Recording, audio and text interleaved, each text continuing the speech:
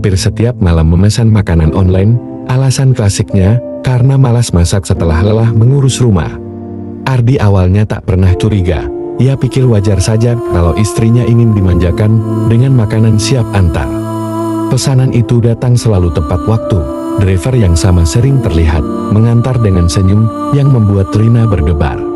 Ardi kadang bertanya, kenapa selalu driver itu yang datang? Rina hanya tersenyum singkat dan mengganti topik cepat. Hari-hari berjalan biasa, namun intensitas pesan makanan semakin sering, bahkan ketika kulkas penuh dengan bahan masakan. Ponsel Rina selalu bergetar tiap malam. Ardi sering melihatnya tersenyum kecil, lalu cepat menyembunyikan layar chat. Ardi mulai curiga, tapi ia menahan diri. Ia memilih mengamati tanpa bicara, berharap kecurigaannya salah besar. Suatu malam, Ardi pulang lebih cepat. Ia melihat Rina sibuk mengetik dengan wajah berbinar, lalu buru-buru mengunci ponsel. Ketika Rina mandi, Ardi mengambil kesempatan membuka ponselnya.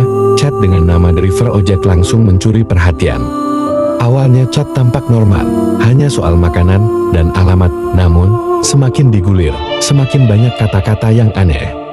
Ardi menemukan pesan seperti, sayang, besok aku antar lagi ya, jangan lupa alasan kalau suamimu bertanya.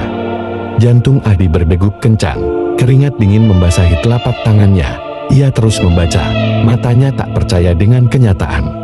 Terima kasih sayang, makanannya enak, tapi aku lebih kangen kamu daripada makanan itu, tulis Rina pada driver.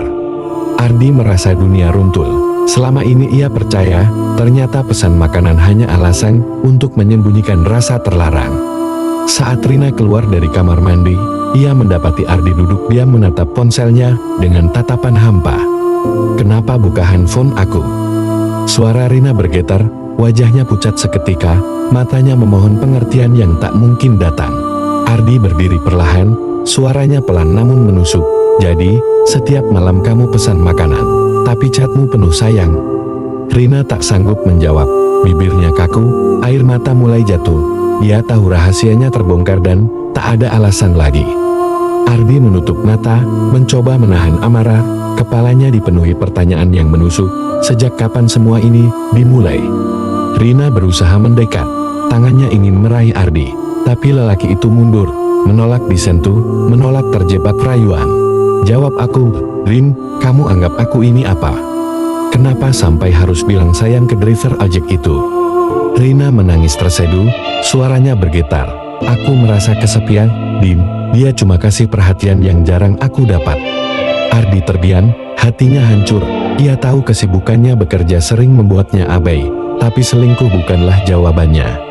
Malam itu rumah terasa sesak, udara dingin menusuk. Rina terus menangis. Ardi duduk menunduk tanpa kata.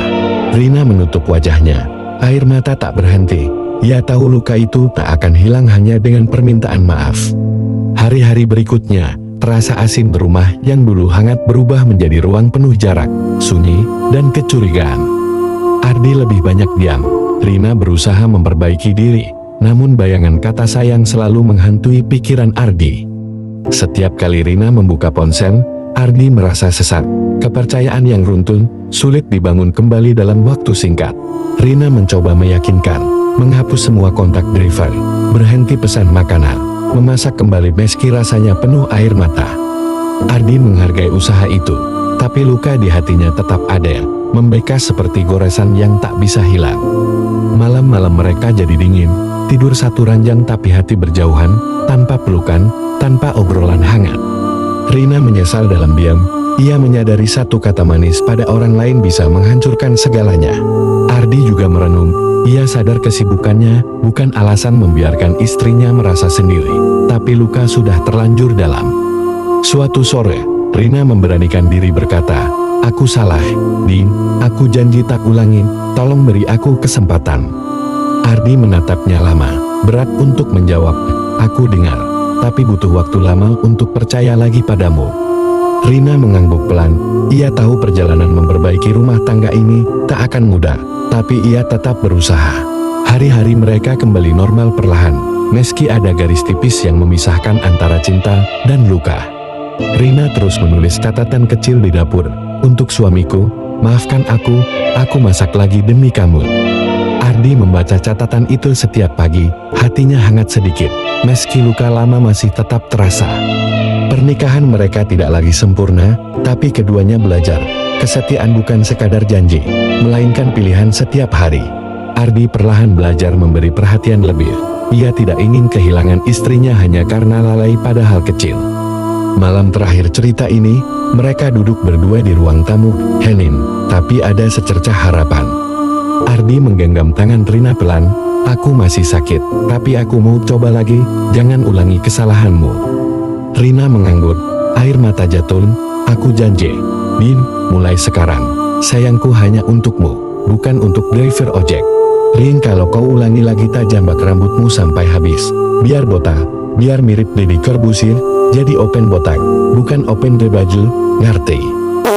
Kalau istri terlalu sering pesan makanan online, hati-hati bisa jadi bukan lapar perut, tapi lapar perhatian. Kadang cat sayang, sudah sampai. Ternyata bukan ke suami, tapi ke abang ojol.